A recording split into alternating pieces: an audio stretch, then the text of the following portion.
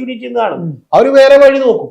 പിന്നെ അതിന് ഉപോത്ബലകമായി പറഞ്ഞൊരു കാര്യം എന്താണ്, 2004 ഇതേപോലെ തന്നെ പി സി തോമസിന് ജയിപ്പിച്ചിട്ടുണ്ടെന്നാണ്.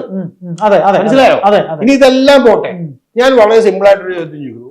ഇ.പി. ജയരാജൻ തെരഞ്ഞെടുപ്പിന്റെ അന്ന് രാവിലെ നടത്തിയ ഒരു പ്രസ്താവന എന്താണ്? നല്ല സ്ഥാനാർത്ഥിയാണെന്ന് പറഞ്ഞു സുരേഷ് ഗോപിയെ തൃശ്ശൂര്.